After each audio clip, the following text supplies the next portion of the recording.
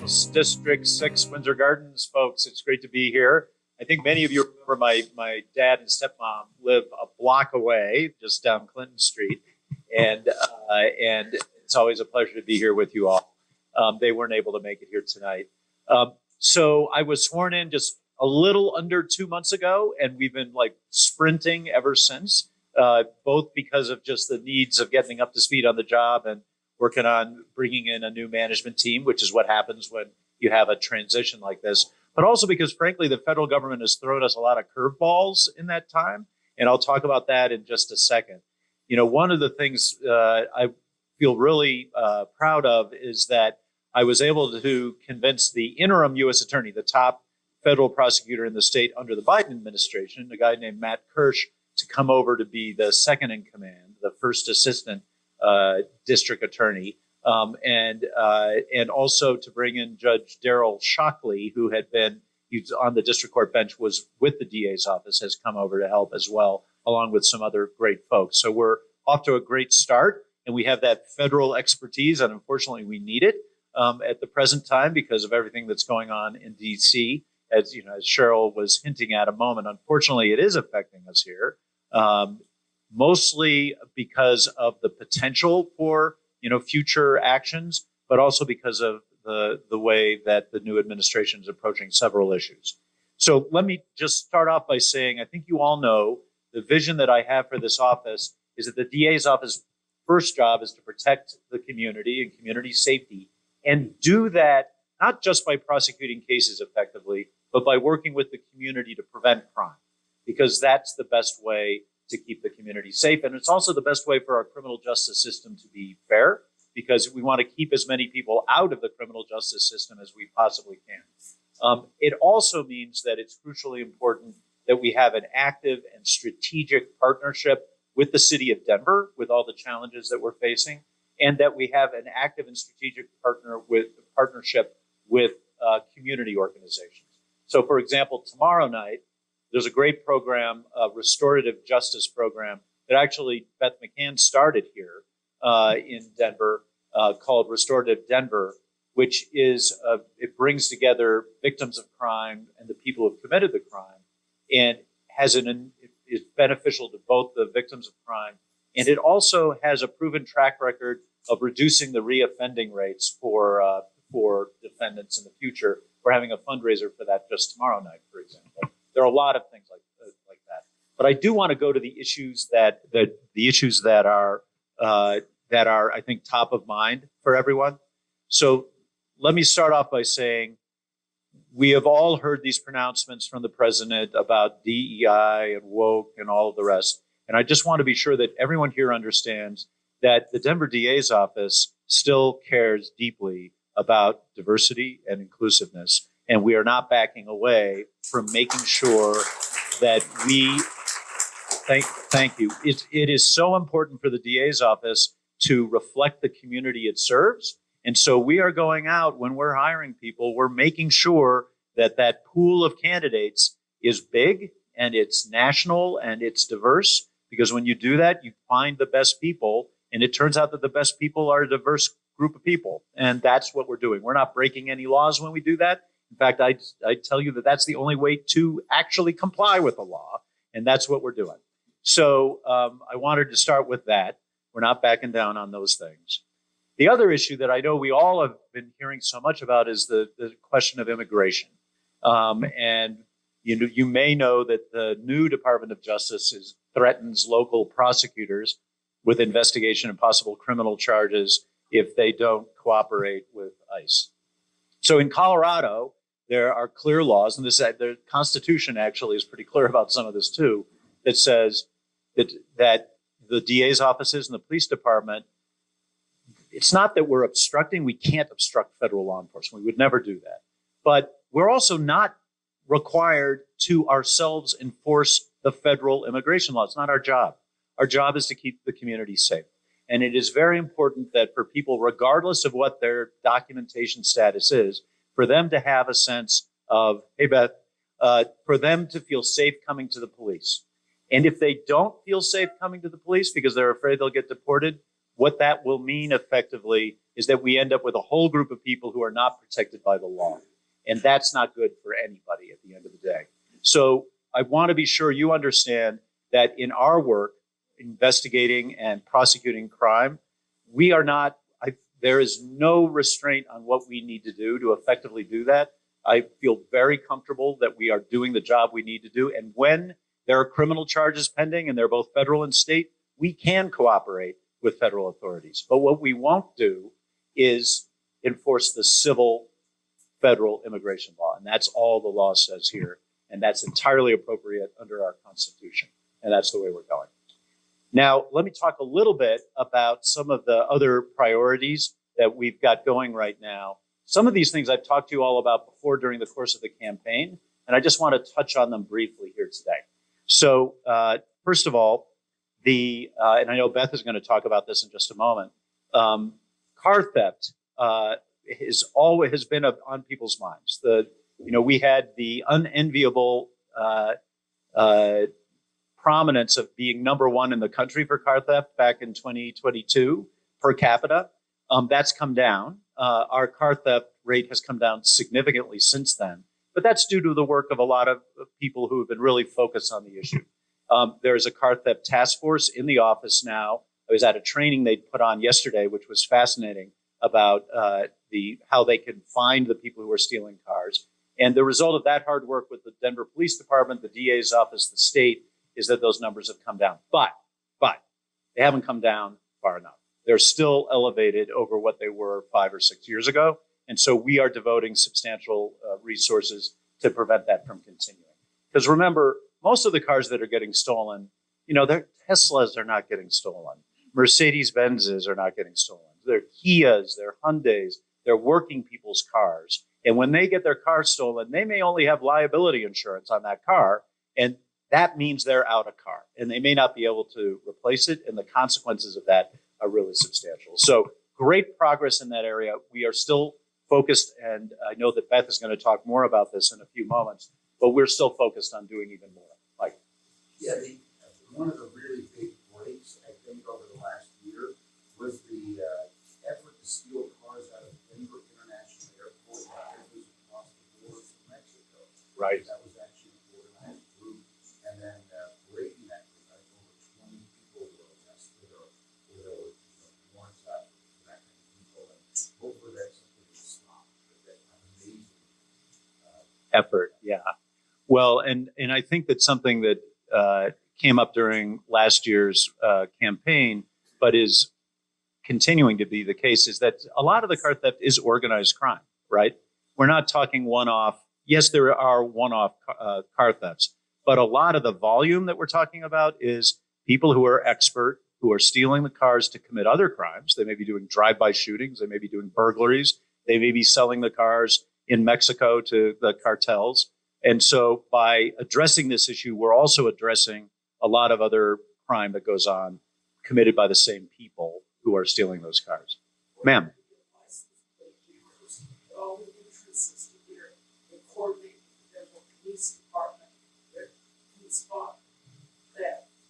Right. And so for those of you who might not have been able to hear that, it was that there are going to be license plate readers around the Windsor Gardens area on the entrances to be able to do that. In fact, in the discussions I was having yesterday with Denver Police Department, combination of those license plate readers and some other halo cameras and things of that sort, they are very sophisticated now in identifying cars that have been stolen and then tracing them back to the groups that are engaged in this organized crime. So that kind of thing helps a lot. And the Denver police is getting very sophisticated about using that technology. So that's good news, but there's more work to be done, is the bottom line on car theft.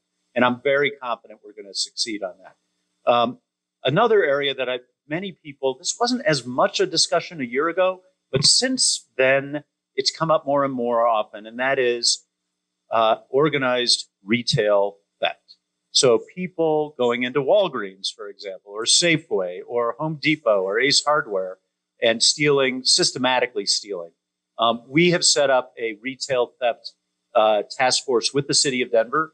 to address that. And also we're working with the retailers. So a lot of the bigger stores have very sophisticated security folks with cameras and whatnot.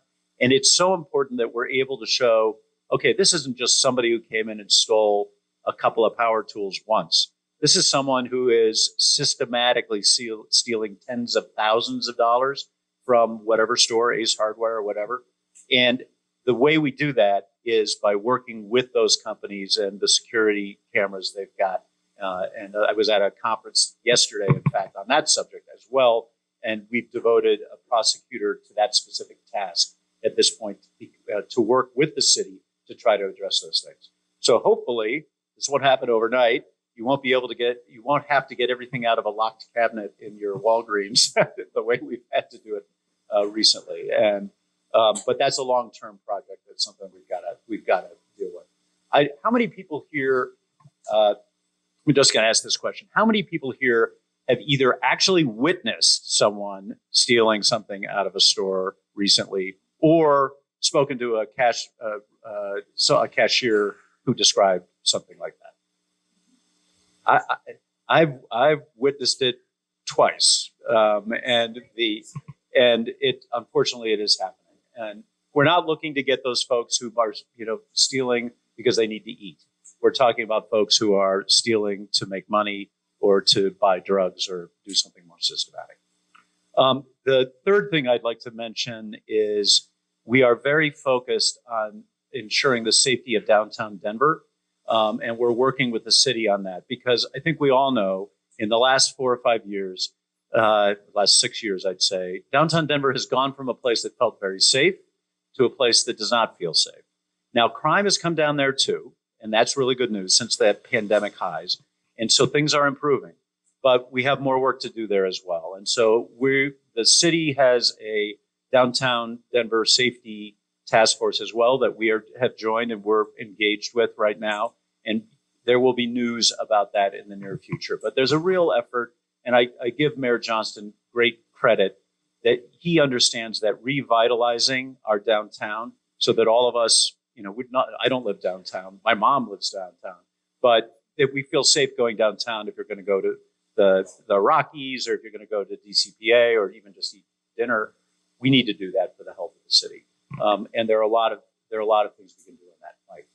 What do you think of his effort to encourage people to go downtown by him offering drinks? I guess he's offering a bartender. I had not seen that. So I don't know that that's part of the task force that I've been working on. I don't know what he had to say, but if he'll tell me where he's doing that, I'll go and get one from him. So I actually, again, this is something where great progress is being made already, but we have more work to do, and we're focused on that. And we talked about this last year. Ma'am. What did you do when you were witnessing that in a store?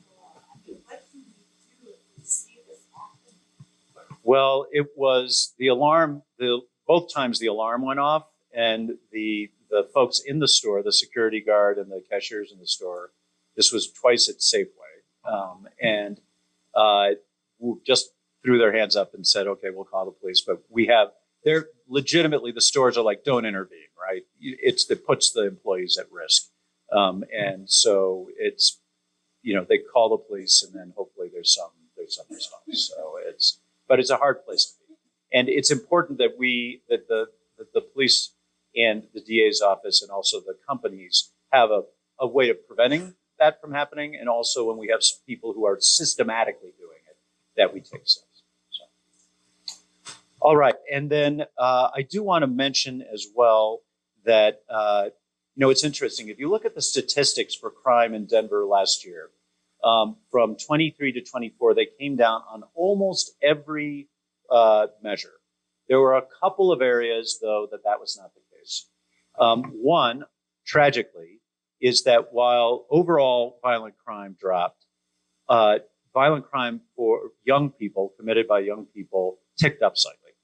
So that's an area that we've got to focus attention on. And that means not just, prosecuting young people, although once in a while you have to do that, right? If there's been a homicide or things of that sort, you've got to do it. But also finding ways to divert those folks out of criminal activity That means engagement programs. It means enrichment programs. That's something that we're actively engaged with groups like Struggle of Love in Montbello and elsewhere. And that's an area. And then Ben Sanders, who is in charge of he's one step up, but of the Office of Neighborhood Safety for the city. These are things that we have to do, and I'm very focused on that. A program that just started recently, as Beth knows, is called GAIN, which is basically a group approach to reducing youth violence. That's just gotten started. It's proven to work incredibly well in reducing violence in cities like Boston. And so I've been at several meetings and several coordination sessions to make sure that we're actually identifying that handful of people who are pulling triggers, and before they do it again, warn them, okay, you've got a choice right now. If you keep shooting, we're going to come down on you with the full force of the law. But if you stop, here's a whole package of things that we will help you with to get your life back on track. That's been proven to work in cities across the country, spectacularly in Boston, and we're just at the beginning of making that work here. Ma'am. At this point, that's juveniles up, I believe, up to 26 or so. But I'd have to get back to you on that to be 100% sure.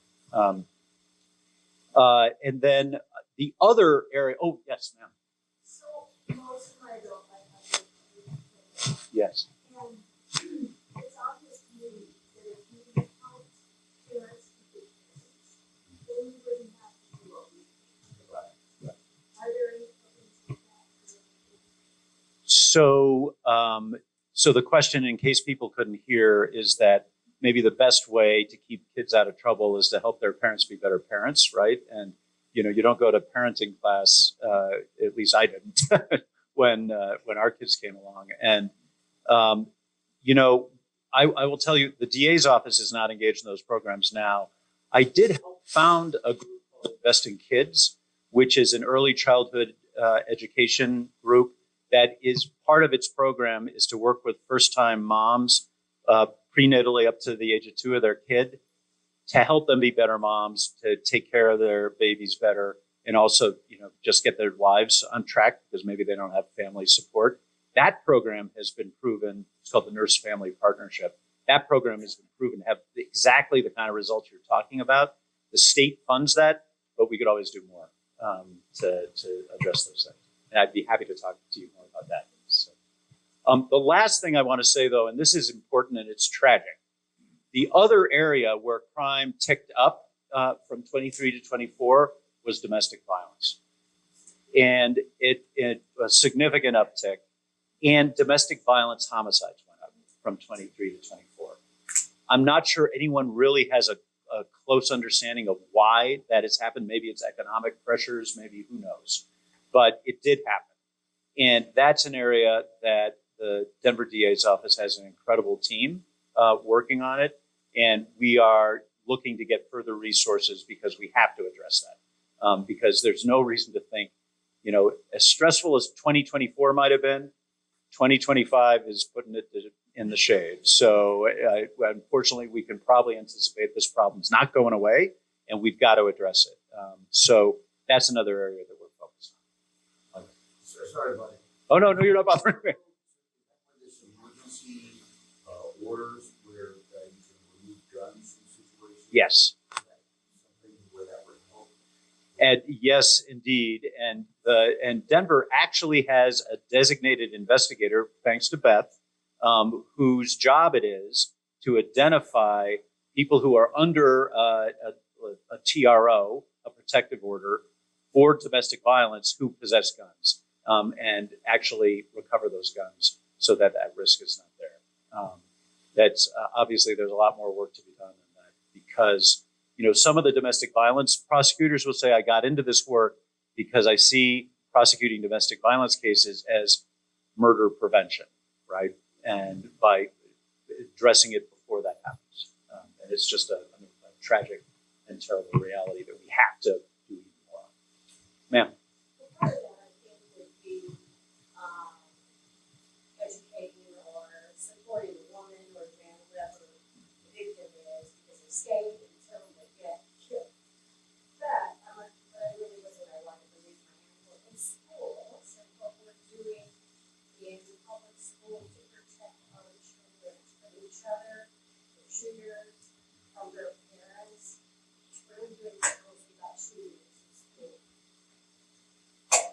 Well, this is on.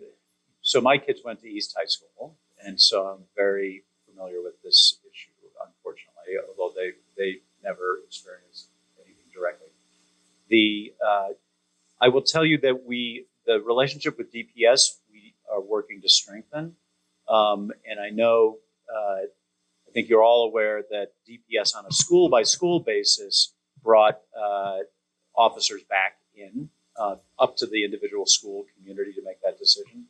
I have to tell you that I think that the reason to have an officer there, you have to have the right officer.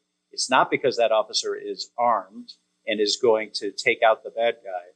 It's that officer develops the relationships at the school, understands what's going on, and is able to help nip in the bud the potential violence. And I think if you look at, I give a lot of credit to our current chief of police, Ron Thomas, who he and his team have worked so hard to make sure that the SRO, the School Resource Officer Program, is not just, randomly grabbing officers, but finding the officers who are going to be those folks who are going to operate well in the school environment. Yes. So then you can add into that too, what's happening in public school. Yeah. Affected simply by Denver public school. We've got Cherokee, we've got Stanton, Aurora. Yep. was tragic, and with the rest of the state. So I'm assuming that Denver public school is working with the other superintendents, other entities. What are they doing? And I don't know the answer to that. I assume you're right that the superintendent and the board of the DPS is working with other schools, but I'm not personally involved in that. So I certainly hope they are. Let's say that. So bottom line, that's a lot. There's a lot going on. I feel like we've made a lot of positive progress, building on the foundation that Beth McCann left us. But we have more work to do. And I'm really hopeful that, more than hopeful, I'm confident that we're going to see changes here in the next year or so. We're going to see changes in downtown for the better. We're going to see changes on car theft and on retail theft. We have new challenges. The federal government, I will tell you the amount of time that I have to spend dealing. I was meeting with judges this morning about immigration, state judges about immigration issues, because everyone's very aware that the sort of, frankly, unhinged federal administration could haul off and do something, punitive because Denver's on the radar screen, right? As our mayor experienced last week. So it's a distraction from the day-to-day work that we should be and would like to be doing, but it's a reality, and we have to make sure that we are doing the right thing both under state law and under federal law at all times. So with that, I'm going to close and ask if there are any other questions. It is an honor to be back here. One of the very first meetings in my campaign I did was in this room. And I so appreciate the support of everyone here and the support you and community spirit that you all bring to Windsor Gardens. Yes, ma'am.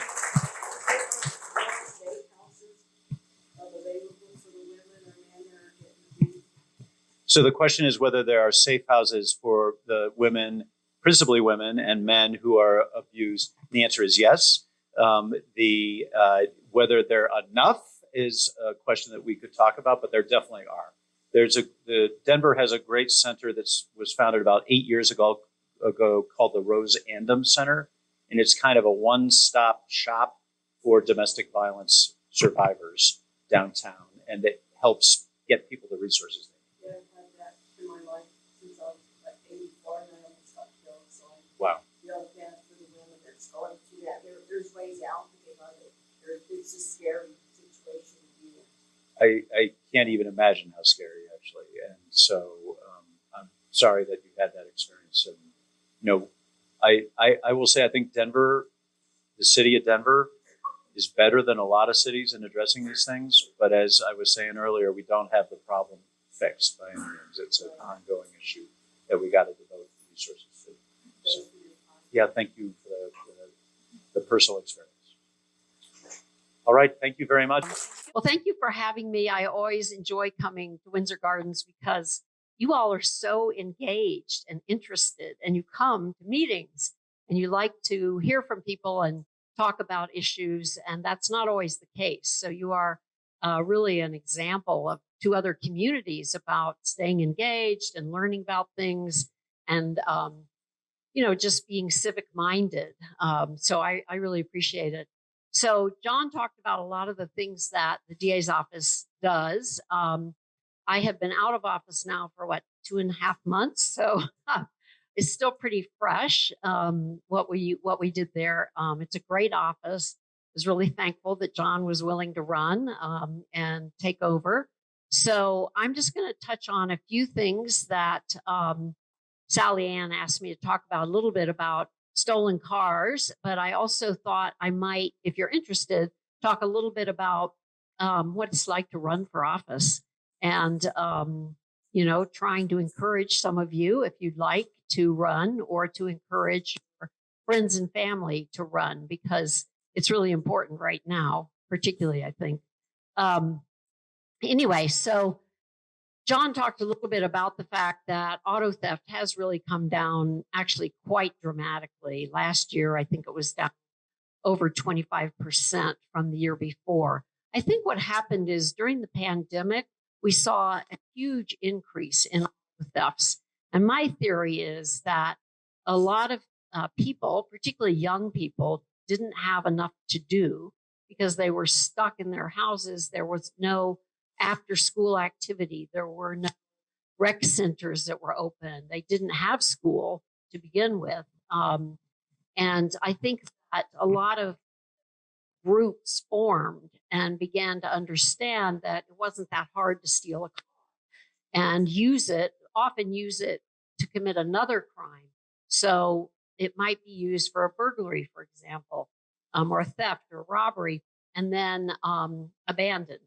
So it's a convenient way to keep the police from finding out who you are if you're in a stolen car and then you abandon it. So that was part of it. I think that stealing a car is a way to get money, if you will, to sell the car or to commit another crime without necessarily the violence that's involved in some other kinds of. So I think it's easier kind of crime to commit. Usually it's done at night when nobody's around, and it's not that hard, apparently. I've never done it, but it's not that hard to hotwire a car. Or now they can replicate the fobs, so you don't even have to have the fob to start the car. So what happened is the Denver Police Department organized an auto theft task force that was made up of really experienced detectives, because what we were finding is they're very hard cases to prove in court.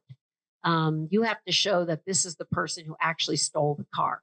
And just because someone is picked up in the car doesn't mean you can prove that they actually stole it.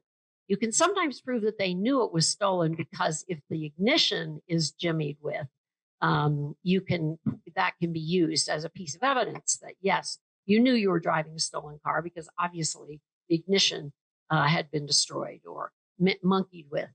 But sometimes, people will say, oh, my Uncle Joe gave me this car. I didn't know it was stolen. I'm just driving it because I borrowed it from Uncle Joe. So that makes it really hard to prove in court that it wasn't Uncle Joe that stole the car. It was actually this person that you've arrested. So what the Denver Police Department did was put some of their best detectives on auto theft. And they knew what it might take to prove a case. So they would do additional work than just the officer on the street. And so I think that was part of it. We were able to more effectively prosecute auto theft. But also, as John mentioned, there are now these license plate readers all over the city, which is really helpful. As soon as someone reports a car stolen, that license plate number can be put into that system and the police monitor that. So it's much easier to track and find those stolen cars right after they're stolen. So it's harder for them to argue that it was Uncle Joe's car. So that has helped a lot. And people are also, I think, more conscious now of being careful. You can actually, the police department has a tracking system. You can register your car with them, which helps. They also sell those. Maybe they give them away, but a stick you can put in your steering wheel that makes it impossible to drive. So there are things that are going on that I think are helping. How many of you have had a car stolen, or a family member's had a car stolen? Yeah, quite a few. Quite a few. So hopefully that is reducing. I mean, I know it's been reduced quite a bit. And so if you do have a stolen car, most important thing to do is report it right away to the police, because then they can put those trackers in effect, and that will help us prosecute the case later on. There are groups that make this is their job. It's like a ring or an organized group that will steal cars, because it can be very profitable. And if they get them out of town quickly, they're more likely to be able to sell them. And I think Mike mentioned, while I was still the DA, we were able to indict a large group of about 20 individuals who made a business of stealing cars from the Denver International Airport and then taking them right down to Mexico, often with drugs, not always, but getting the cars down and selling them to the cartels in Mexico, particularly trucks, which then they could use to bring back into the United States with drugs. So we were really pleased to be able to work with not just Denver police, but Metro-wide task force to really look for those bigger rings that make a business out of stealing cars. And I know that John's continuing that effort. We have now a grant from the state auto theft protection group to have a prosecutor and an investigator in the DA's office dedicated to prosecuting these bigger operations. And they work with Metro-wide task force to enforce the auto theft laws. So I think we're on the right track there, and the fact that we've seen such a dramatic reduction is really encouraging. I do want to mention also, follow up a little bit on what John talked about with domestic violence. So when I was a baby DA, a brand new DA, many years ago, right out of law school, one of the first, well, it wasn't one of the first, but it was one of my biggest cases, was a child abuse case that involved also domestic violence. And I was somewhat new to this idea of domestic violence. We didn't talk about it back then. I know many of you are baby boomers like me. And so this was not something that people talked about. Like, this was family matters. We didn't talk about that. And we didn't prosecute much.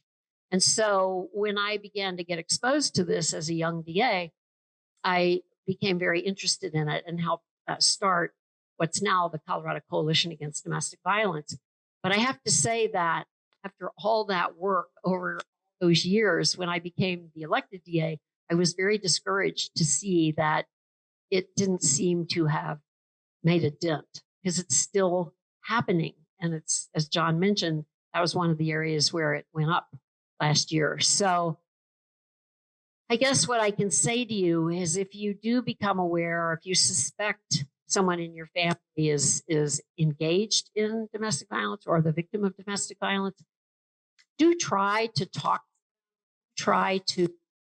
see if you can get them to seek help. It's an embarrassing thing for people to talk about, right? You don't want to admit that your boyfriend or your husband is abusive. You feel like that's something you should handle yourself, and you may feel like it's your fault, which is often something that abusers use, a technique they use. But it is important just to be aware of, and I know you all are, because it's been in the news so much more than it used to be. There's an interesting documentary going on right now on Netflix on Gabby Petito. Many of you seen that? She was the young woman that it got national attention when she kind of disappeared when she was traveling across country with her fiance, and then he went home without her, with the van, but without her. And it was quite a manhunt to try to find her body, which was in Wyoming. near Jackson Hole. And the point of it, the producers of this program have said their point is to try to, again, increase awareness so people will realize that there are warning signs. It's hard to pick up. And again, it's hard to intervene because, again, you don't want to intervene in a personal relationship thing, but, it can be fatal to someone who's involved in that kind of situation. So I am a little discouraged about the fact that with all these resources that we've put into domestic violence, we're still seeing it. And we're still seeing the fatalities as well. So I don't want to dwell on that. Maybe try to talk about something a little more upbeat. And that is, if any of you are interested in running for office, or if any of you have children or relatives who might be interested, what I would say about that, because I didn't run for office for many, many years, even though I was kind of interested in it, because it's intimidating. You have to go speak to people and tell them how great you are, right, John? You're campaigning and you're telling people why they should vote for you versus someone else. And it's, it's hard to put yourself out there. So I didn't do it for many years. And then finally, I thought, well, I had been a deputy DA and I really always wanted to be the DA. And so this was in 2004. I don't know if you all remember, but I did not win the first time I ran. But I decided I was just going to go for it. And what I found was that there are people who will help you. There are people who make a living out of running campaigns and understand what you need to do. Because it's at first you're like, okay, what do I do? Like just tell people I'm running? There's a process. You have to file papers and you have to get a treasurer, things like that. But as you begin to work in this area, you will learn that there are people that will help you. And I know Sean's back there, and I think this was his first foray, right? Had you run for office? Oh, third time. Yeah, see, I had to run a couple times myself too. And so, but I guess my point I'm trying to make is that if people are interested, maybe you have a child or a friend who's thinking about it, just tell them to do it. And, you might lose. I lost. Sean lost. But you can run again. and I won the second time. So I think right now it's a particularly important time for people to have their voices heard and to really try to get involved in the political system.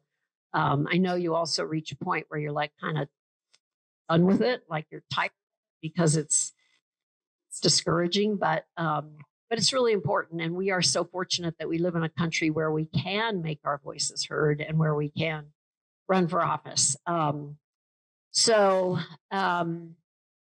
What else do you guys want to hear about? I'm not in office anymore, so you might want to ask John some questions. Yes. Oh, oh yeah. How the federal cutbacks might affect complex cases and connections that are national and international. Yeah. So the glitter in my hair is my daughter's work. We were on a ski vacation and she had it in her hair. And I said, oh, that's really cute. And she said, I'll put some in your hair. I said, you know what? I'm retired. I'm not a public official anymore. I can be frivolous, right?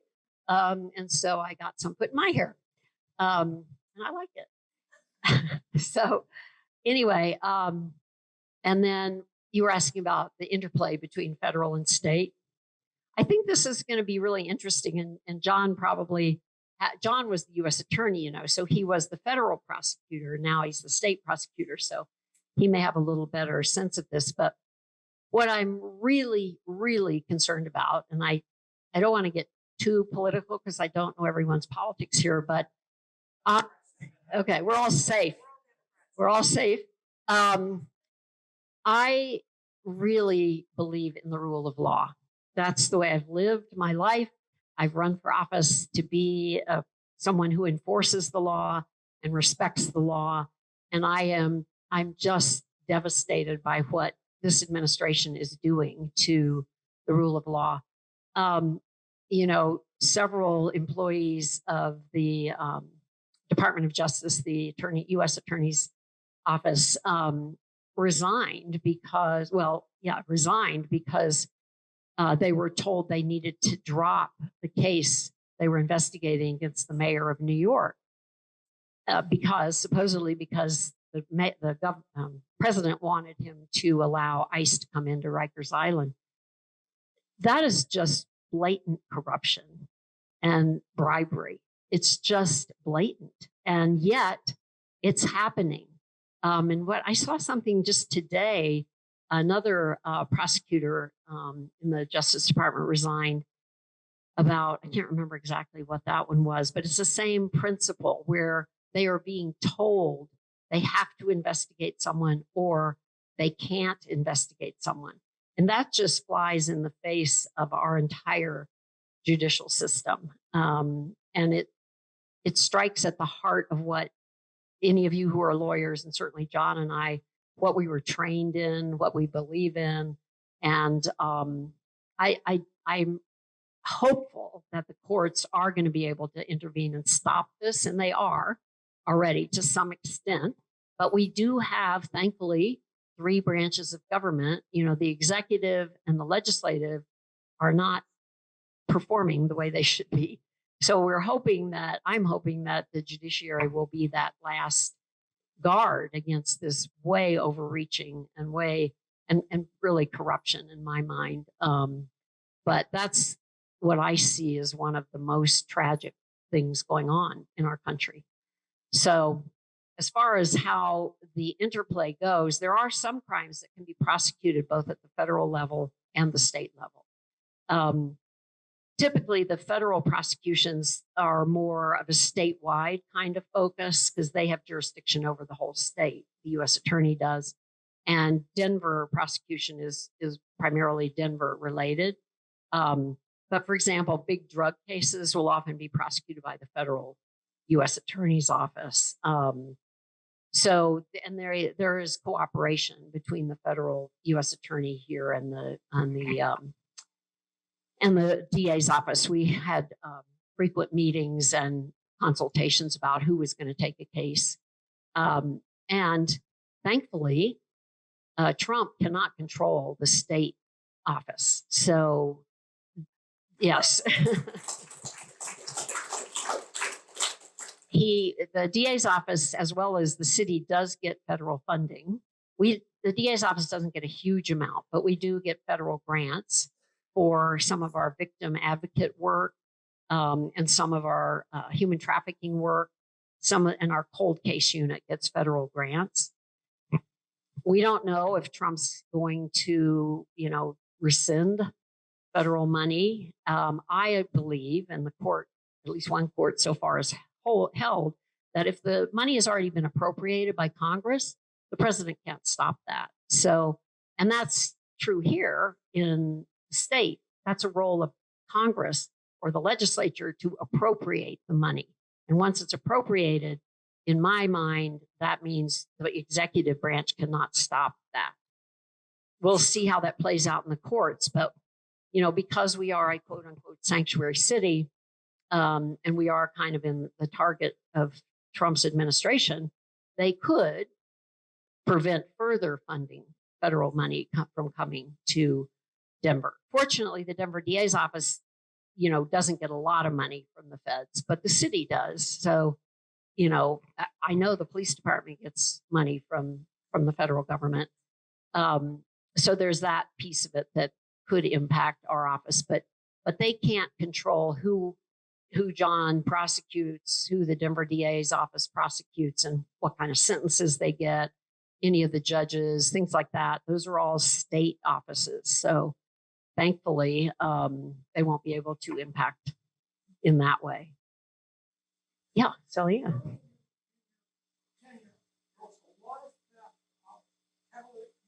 Yes, you did. Yes, it's interesting because, catalytic converters were a big deal for a while during the pandemic. but then all of a sudden it stopped. And I don't know, they were starting to put more identification on catalytic converters. And so that may be what caused it to stop. I don't really know. And I don't think the police department really knows. The feds went after buyers. Yeah, well, that could very well be, but it has dropped off a lot. Yeah, Thank you for being here. sure. It sounds so frivolous, but there's so many of us that just don't know Mm-hmm. what's happening. I think we just don't know where to go. Yeah, I'm kind of with you there. I'm not sure what to do myself. I mean, we always say write your legislators, but our senators and our congresswomen are, in the same boat. We know where they're coming from. I know there are protests that are going on. There are groups, particularly women's groups, that are organizing protests and letter writing campaigns. I do know people are calling their congressional offices, but it's a hard time, because there isn't a whole lot the average person can do right now, especially in Colorado, where we're already, at least in Denver, our legislators are sympathetic to what we're saying. So I don't know, John, do you have any other suggestions? That's a great question. What I would say is find something that you can care about a lot. For example, maybe it's helping immigrants, maybe it's helping domestic violence survivors, maybe it's working on ensuring that our anti-discrimination and civil rights laws are upheld, and throw yourself into that. And because there are a lot of people who do a lot of lawyers who are suing, and they need help, and they can just go that way. So many different things. But it's almost like at this point we have to focus on the immediate thing in front of us and work hard on that. Because the big picture, as much as we'd all like to be able to keep the kind of crime off of tariffs, Right. Yeah. Yeah. Maybe find an issue and Google, a local group and just talk to them. Okay. CL says you're going to talk about it. Eventually, this will become a really nice song. Like to live these from time to time, it's better than I have to repeat. But I have the cardboard and I have the wherewithal to get this done. Great. There you go. Right there. Yeah.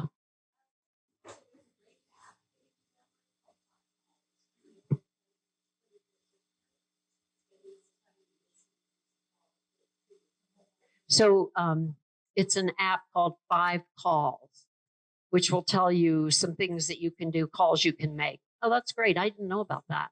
Yeah.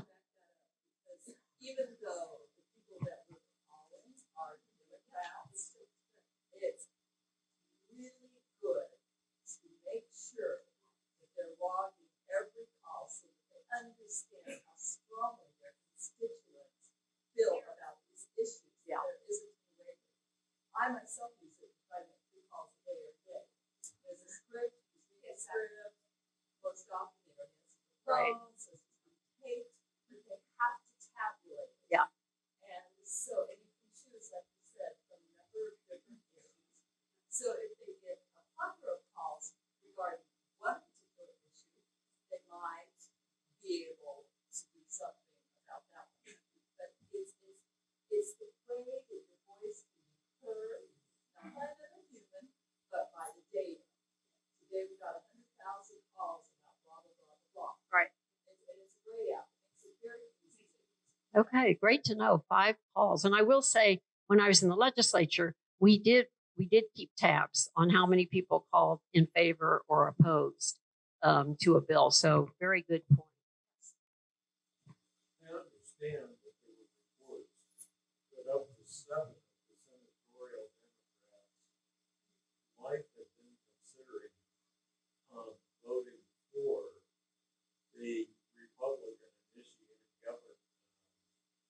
budget. And that went from those reports a few days ago to the through an organized campaign of holding those governors, those Senators. Democratic senators, and I participated in that as well as a lot of other people. Oh, that's great. And today, by about, I don't know, 2 or 3 o'clock, Chuck Schumer called the New York Times and indicated that the Democrats have decided they would not support the budget. They would stand as a group against the budget. And that was something that I think definitely needed to happen. And you made a difference. Yeah. Those phone calls made a difference. I know is Sean still to speak? Yeah. Okay. We have 2 more. One in the back there.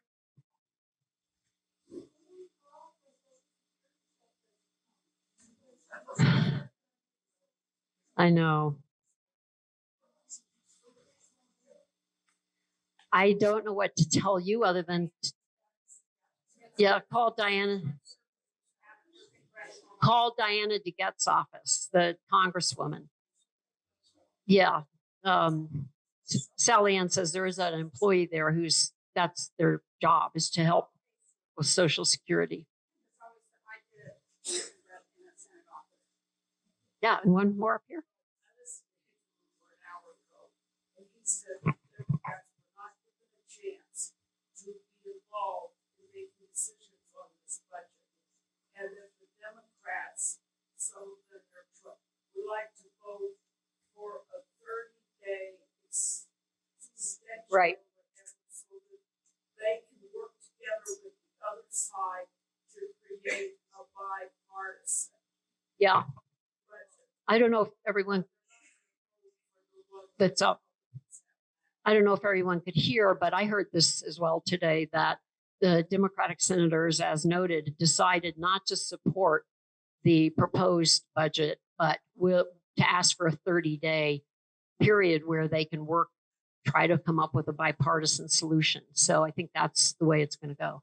My neighbor sits at the dining room table and is given a list of people in other states, and she writes them letters, not in a bipartisan way, but where there's a race vote, encouraging them to come out and vote. Yeah. So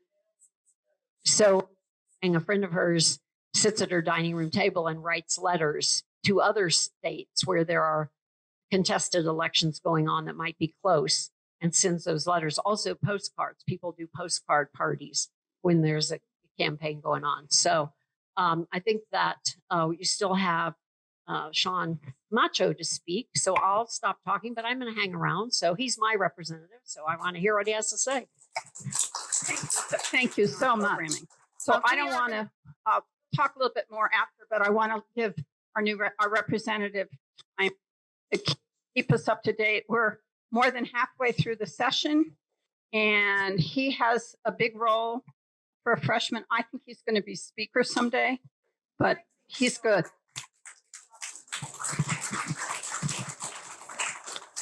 CL really knows how to set the table, doesn't she? Well, hello, Windsor Gardens. How's everyone doing? I absolutely love this group. I love how many people are in this room. If you were at the HD6 meeting, it was very similar. And I'm going to pick up on a theme. I had my hand in the back, but I thought I'd just wait for my time. I have my own ideas of how we can help. And it is in this room. I think the worst thing, and let's be honest about the political realities. We don't have the votes at the federal level. We have the votes at the state level. But all of the things that are really impacting our lives are happening at the federal level. So what is the best thing we can do? Make sure we stay engaged. Now is not the time to just wait out for 2 years for us to take back the House or whatever you think we're going to do. Because if we allow this conduct to be normalized, we have lost.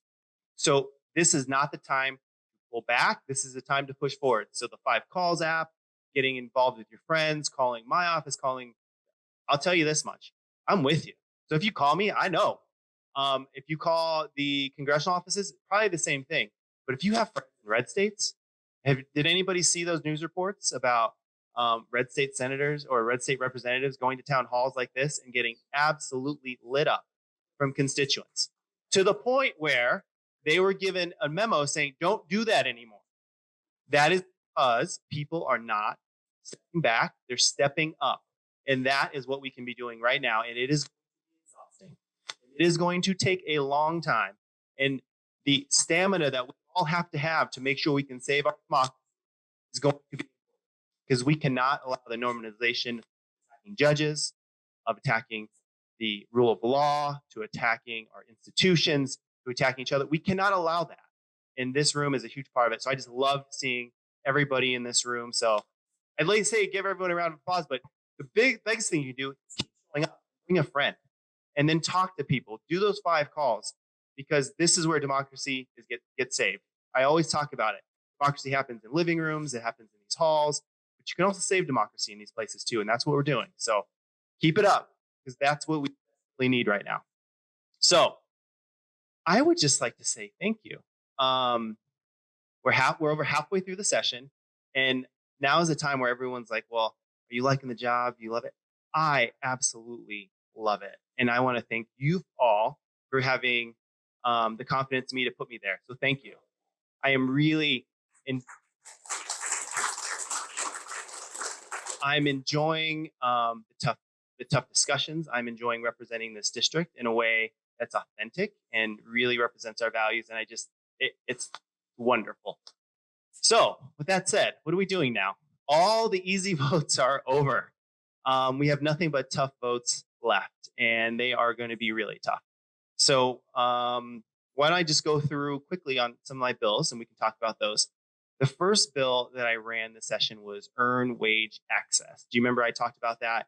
It was an incredibly great bill that was a licensing program for a new financial technology product that's happening that allows workers to take out their money before payday to help ease that burden so they can essentially afford to live. Because the studies show that if people have more access to the money they've already earned, they get in less financial trouble. So this bill was perfect because we are seeing hundreds of thousands of these transactions in the state. So as all things, some things just aren't successful. And this bill wasn't. It passed its first committee almost unanimously.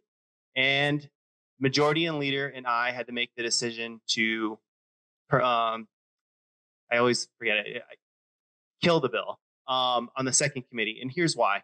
It got to the point in the sausage making product that it was process that bill was no longer good for working people. It was really a product of special interests and things that were taking us away from protecting the people we were there to serve. So instead of passing a bad bill, the majority leader and I made the very difficult decision that we'll come back later, but we were not going to let a bill pass that wasn't going to help the people we were trying to. So my first bill was a failure, but I think it's a success because bad law is not on the books. So with that, what's the next one I have? You guys are actually going to really love this because, as you know, I have one of the job. Actually, just had reserve duty this past weekend. So the military community is really, really important to me. If you remember, by show of hands, who remembers Prop KK on the last ballot? So 55% of Coloradans said we should tax ammo to pay for domestic violence and mental health services. My bill was selected to be the implementation bill for that program. So that passed the House last week, and it's on its way to the Senate. And if that passes the Senate, which I fully expect it to do, it will open up $5 million of funding for community-based veterans' mental health across the state. And I think that is just tremendous. The other bill I had was another mental health bill, but it was more of a technical change. It was brought to me by the agency. So we have 2 psychiatric mental health facilities in the state. We have one in Florence, I believe, and then one that is being built that will be state-owned on the west side of Metro Denver. So the trick, or not the trick, but the problem is that the facility in Florence is in Florence. So if you have a youth that is who needs the highest level of mental health care, that is having a really tough day or needs to get away, if they run off the campus, they're in Florence. can find that person when they've regulated, and you can bring them back and provide treatment. If that happens in West Metro Denver, your health outcomes are much lower. So we had a quirk in state law that did not allow the state to put a locked fence or a secure fence around the campus. We're not locking rooms, we're not locking buildings, we're locking campus to allow those children, when they have an episode, to deregulate in a very safe way. And we didn't have the ability to do that. And we had a new facility that's being built on the west side of town that needed a law change. So that bill also passed last week and is heading to the Senate. And one thing that I learned through the process is that kids still need that care. And if we don't have one of those facilities here in Colorado, we're sending those kids to red states. So if you have a child that is a trans person, if you have a child that, you name it, and they now have to seek that treatment in a red state, that was unacceptable to me. So the legislature stepped up, and that hopefully will pass the Senate and become law as well. So another really tangible thing that we're doing for our community.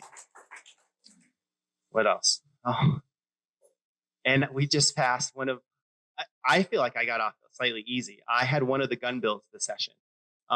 If many of you know, and I will give former Rep. Elizabeth Epps a lot of credit, this was one of her big issues of assault weapons. And she tried 2 cycles in a row to address assault weapons, and it just wasn't going to happen. So this year, we are focused on the magazines that feed assault weapons. It's called Senate Bill 3. Does everybody remember that? That went through the Senate, and it was painful. We had legislators that were getting death threats, and we had, hearings until early into the night. So that just made it to the House, and it made it through its first committee earlier this week. It made it through the Judiciary Committee in the House, and they went till 10:30 because that was the rule in the House. So they will take testimony till 10:30 and then vote on it. That bill will now be coming to my committee in Finance on Friday. And I can tell you, as of 5 o'clock today, Henry, do you remember Henry? The tall gentleman who helped with all the postcards? He's fantastic. Henry got our state inbox down to 8 emails. And from 5 o'clock to now, I have 1,700. And all of them are on Senate Bill 3. Every single one on Senate Bill 3, urging me to oppose it. Little did they know I co-sponsored it. So that's not going to happen. But this bill, through stakeholding, it is a watered down version from what was originally introduced, but it's going to require folks to go through extensive training if you want to buy one of these weapons, and continually go through training if you want to maintain it or use it or everything else. And the most important part, the governor's going to sign it. So as we're going through this process, it'll be a lot of testimony. There's going to be a late night on Friday. But again, the legislature is stepping up for safety in our community. So I think that's something that we should all be really proud of. And I also had a second gun bill. Has anybody been to a gun show? Anybody? I've been in the military. I've been to gun shows. We have a problem with gun shows in the state. Particularly, there's lack of enforcement that happens at gun shows. So you can go to a gun show and you can buy a 100-round magazine, drum magazine. We know those are illegal under state law. You can buy high-capacity magazines. Those are illegal. You can buy ghost guns or unserialized guns a lot at gun shows. We did close the gun show loophole, but what we didn't focus on is the enforcement of that. So I was the prime sponsor on a bill that would beef up our enforcement of that and hold gun show promoters accountable for what happens at their gun shows. And this requires insurance, it requires a security plan, it requires cameras in the parking lot, because we had a lot of instances where people were being robbed or stolen, or nefarious things were happening in parking lots. So having cameras in the parking lot was an incredibly important piece. So that also, that will be up for vote in the House this week or next. And it's going to pass, and it's going to go to the Senate. And again, we're stepping up to protect our community. So the other really big efforts, I think every legislator has the bills they're running, but as a Democratic led legislature, I can tell you what we're doing. And it is really trying to be the backstop for some of our rights at the federal level. So for example, 2 in particular that are incredibly important are the protecting the freedom to marry. Does everyone remember the Obergefell, I think I pronounced it right, decision that gave the federal right to, marry who you love? In state law, we still had a provision that defined marriage between one man and one woman, but it didn't really matter because we had this federal law that essentially allowed it. Well, we can't count on that anymore. So there's a law going through the legislature to enshrine that in state law. So these fundamental rights that we are really counting on to have at the federal level, we're putting those in state law so we have some protection if those ever get rolled back. So one of them is protection of freedom to marry, which I'm co-sponsor. Another one is the voting rights bill, which I'm co-sponsor. There's going to be an immigration bill coming through. There's going to be all kinds of different efforts that we just took these laws for granted at the federal level. But as a member of this legislature, that's not good enough for us. So we're enshrining that in state law so we have some level of protection as we're moving forward. So the other thing I like to talk about is this is a very engaged group. You guys have lots of issues. But I think sometimes you get lost in what do other people in our district really care about? So I've been going about talking about the most emailed things that I've had over the last month. So as you Senate Bill 3 is by far number one. The thing is tip credit. Want to know what tip credit is? Generally familiar with tip credit. It's had a lot of press in the news. So this is almost a uniquely Denver problem. So 80% of the restaurants that are closing in the state are closing in the Denver metro area. So if you go out to restaurants, go out to eat, it's very expensive to go out to eat in Denver. And a lot of that, if you listen, and there's lots of people have theories of why that is. But what we do know is that labor costs for most of the restaurants in the metro area are up over 200%. So if you're familiar with this industry, a healthy industry, typically you spend between about 30% on labor, 30% on cost, and 30% on rent. A lot of the restaurants in our district are spending more, close to 50 or 55% on labor. They still have to spend 30 or 40% since things cost more on the cost of food. And then their rent stays the same if they're lucky enough to sign a long-term lease. So our former representative, Steve Woodrow, who's now rep of House District 2, and Alex Valdez, two Denver reps, have brought forward a measure to help address some of these issues. And it has been ugly, like absolutely ugly. The initial bill that they brought forward for me was a non-starter. But as we all know, when bills make their way through the legislature, they get better. There's a sausage making process that happens. I think that bill will be coming up for vote soon, and it's going to look a lot better. It's going to look a lot better for working people and businesses. I think we are really close to finding a balance that's going to work without taking away the pay of working people. So more to follow on that. It's still very much a live issue. So happy to answer questions about that because I do see one coming up. And then the last thing that we talk a lot about is education funding. So we are $1.2 billion, running a $1.2 billion deficit. On Monday, we're going to get updated economic projections, and I'm really hopeful it's going to get better, but I'm also a realist, and I don't know if it will. So that number may go up. Cuts are happening to state-based Medicaid, to education funding. All the things that I've been talking about for the last year are now coming to roost. Like we are at that point in the legislative phase where we're getting close to budget week. Some of these cuts are going to get very painful and very public very soon here. So I don't know what's in the budget. I don't know what we're going to do, but it's not going to be great. So happy to answer questions on that. But right now it's kind of an enigma until we get some more data. So with that, I see a lot of hands popping up, so I will happily take questions.